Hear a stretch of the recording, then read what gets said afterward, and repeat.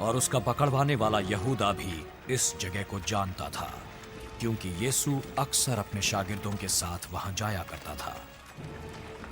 बस यहूदा सिपाहियों की पलटन और सरदार काहिनों और फरीसियों से प्यादे लेकर मशालों और चरागों और हथियारों के साथ वहां आया।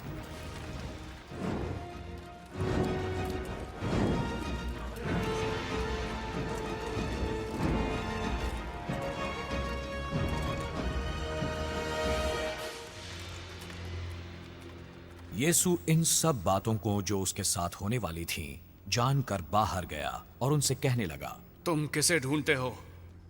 यीशु नासरी को। यहूदा जो उसका पकड़वाने वाला था, जब यीशु ने उनसे ये कहा, मैं ही हूं। वो पीछे होकर जमीन पर गिर पड़े।